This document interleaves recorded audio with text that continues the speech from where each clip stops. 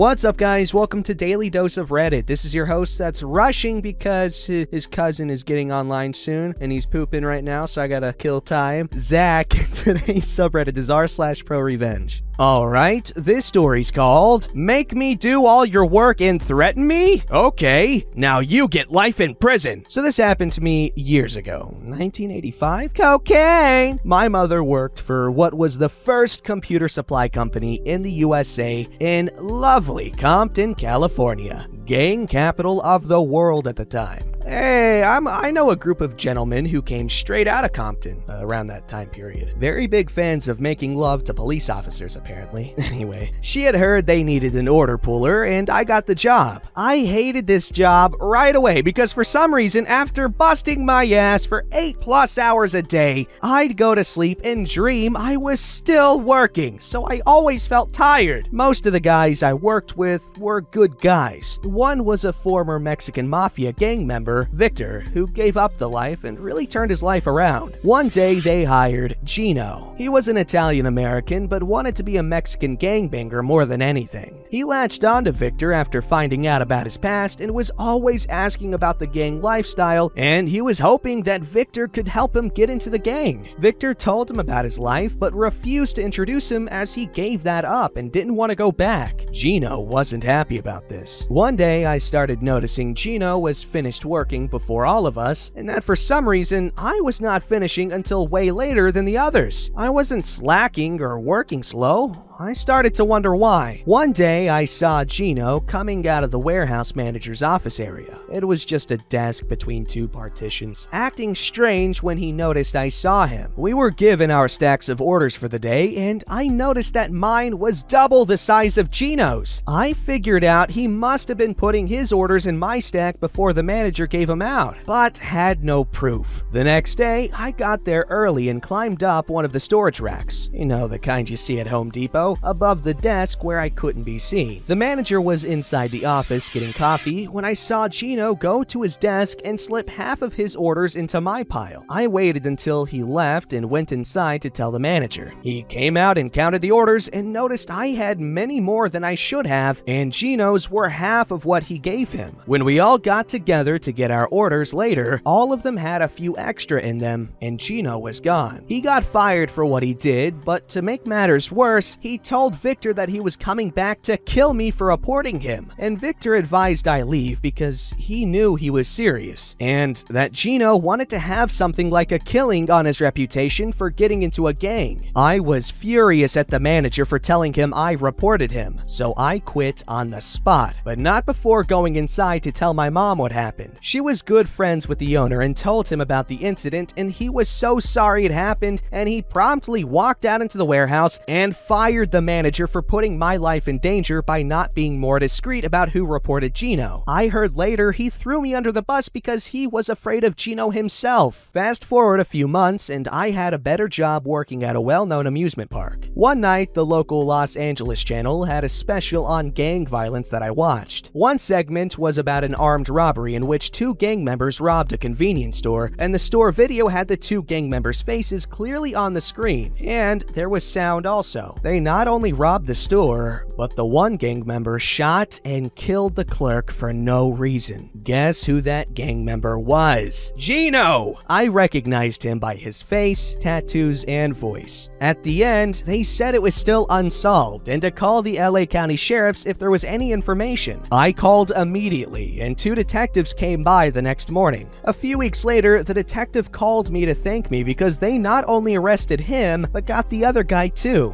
Dumbass Gino even had the murder weapon on him when arrested. They contacted me a few months later to inform me that Gino and his friend both got life without parole. Don't bend over for that soap, Gino. Thanks for reading. It's long, but I think a good lesson for anyone wanting to join a gang. Now, who are we more mad at? The gangs or the society that forced the gangs to form? Obviously, the rule is an individual is responsible for their own actions, but it's a lot more nuanced than that. Gino, obviously, he wanted to be in a gang for God knows what reason. and he didn't seem to be a very decent guy. Killing that store clerk, that was just messed up, man. But it's important to keep perspective and know that not everything is black and white, because just because you're in a gang, it doesn't necessarily mean that you're a bad person who wants to do bad things. You could very well just be a victim of circumstance. But above all else, stay safe, but also be a badass. Alright, this story's called Best Man Brings Mistress to My Wedding. We make him leave the state. Backstory and context. Names aren't real. First, I am an awful writer, so I apologize ahead of time. I posted this before, but it was so poorly written it got removed. I met Justin while working campus security at a local community college here in Iowa. My first day of work was his last day of work when we had a domestic call in the parking lot where a student had punched his girlfriend. The police were called and they took it from there. Justin failed to write his report and was let go. In the 12 hours of working with him, I found him personable, friendly, and funny. We both liked off-roading, guns, hunting, and other hobbies, so we became friends. Over the years of being friends, I noticed while he would give the shirt off his back to help another,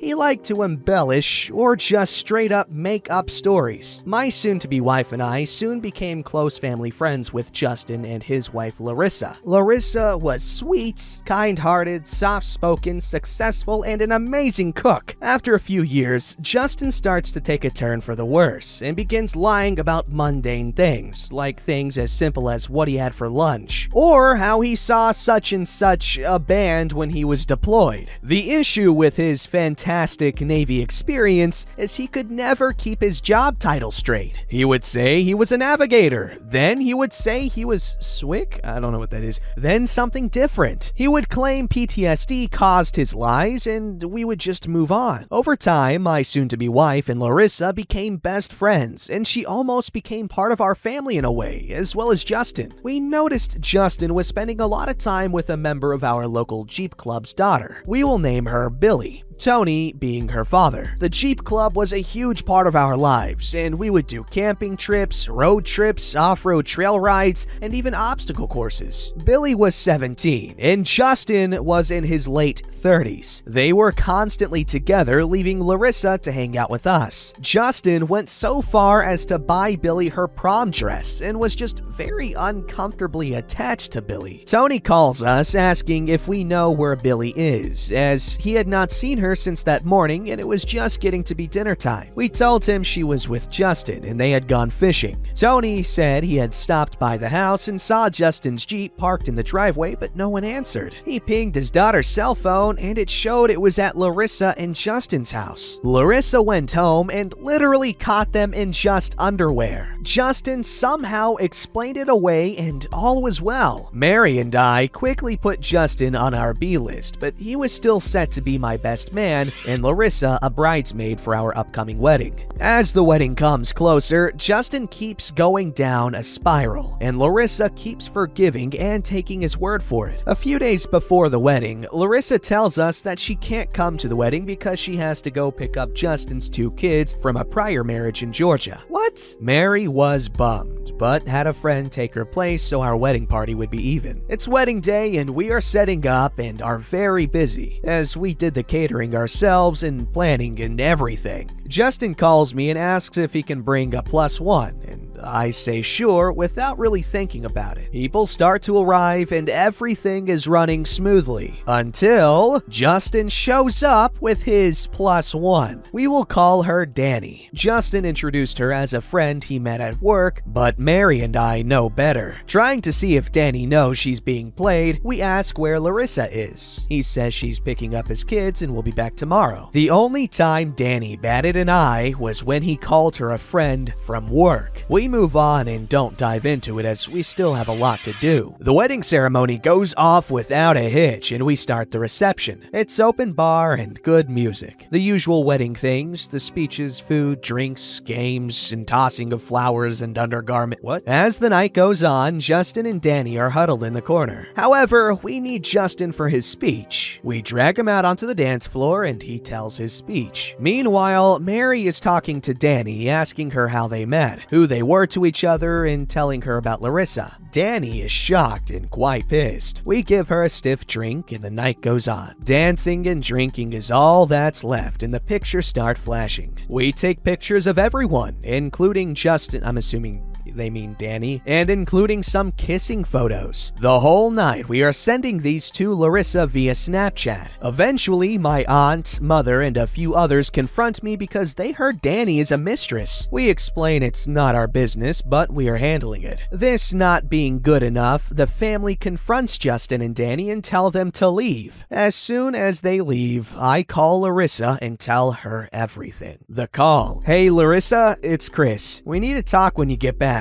We have some bad news and evidence this time. She asked if it's marriage ending or something else. I say marriage ending. The next day, my Snapchat had a ton of screenshot notifications, all from Larissa, and Larissa calls saying she will be at our house in an hour. The plot and revenge. Larissa shows up in tears and shaking with anger. We try to calm her, but this is her moment to melt down. She tells us how he hasn't touched her in months, how they found out she can't have kids, and since then he's been super distant. How he gets messages at odd times and won't check them when she's around. How she caught Billy and him but was too blind to see it. On and on she went about how he keeps getting fired from jobs. He's spending all her money on Jeep parts and cash withdrawals from ATMs. She runs out of fuel eventually and we ask her what she wants to do. We veto her first answer for legal reasons, but we plot our revenge. We will take everything from him, starting with kicking him out with only items he paid for with his money. We go to Larissa's house and change the locks. We gather up Justin's clothes and a few other things he paid for. I grab his PS4 and Larissa says no, she paid for that. We dump it all on the curb. The next thing is the Jeep he loves so dear. The Jeep, being fully in Larissa's name, paid for by her. The parts added also paid for by her. We drive to the bar where he works and using the extra key, we take the Jeep and stash it at a Jeep Club member's house, having him filled in entirely with what's going on. The struggle. Justin apparently was not going down without a fight. Larissa had stayed the night at our house, and the next morning she calls us telling Justin had broken into her house and taken all the electronics, some of the furniture, and even pictures off the wall, as well as cut up the mattress and broke some pictures. He also took the remaining keys, including one to her Jeep. Larissa tells us she called the police, but they won't do anything. I call my friend who's an officer and see if he could help. He's the same officer I asked about when we found Justin was sleeping with Billy. At the time, he said she's 17, an adult in Iowa, nothing he could do. This time, he said they are married and both dwelling and have legal right to the home. Unless he does something threatening or illegal, it's a civil matter. It doesn't take long for Justin to cross that line though. Larissa calls us and tells us that Justin just tried to steal her Jeep from work, but she had bought the club and locked it to her wheel. The Jeep ended up in traffic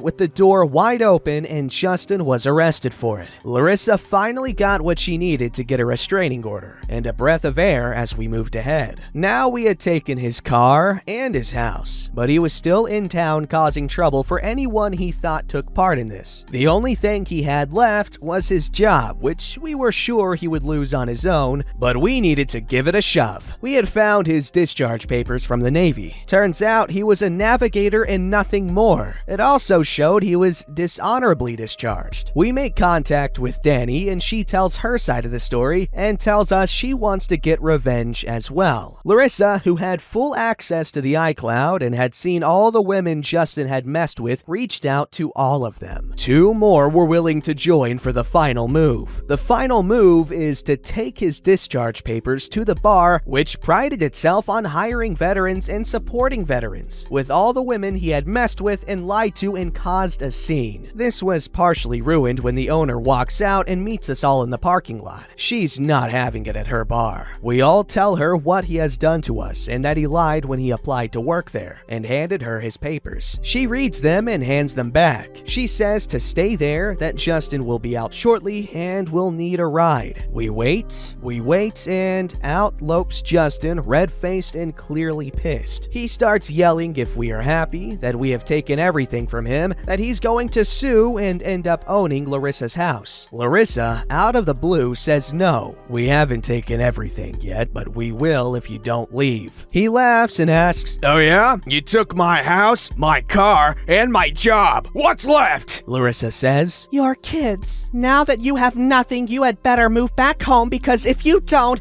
we will send everything to your ex and she will take you back to court, and without me to support you, you have absolutely nothing. We leave and find out he called his mom, who paid for a one-way ticket back to Texas. Hey, we don't want his sorry ass here. We still gave the information to his ex, but don't know what came of it. Hope you all enjoyed reading this. Hopefully it was a bit more clear and detailed. This is how we made a full-grown man call his mommy to save him. Just goes to show, if you still want to fool around with other people, you gotta make sure your partner knows that before you get married. I mean, while it's not the typical relationship, if both parties are happy and no one's getting freaking hurt because they're being betrayed and cheated on behind their back, I guess it's not really cheating if they're aware, right? Because then it's called cheating because you're cheating your partner out of respect and loyalty from you. Don't forget to like, subscribe, and hit that bell to never miss an episode.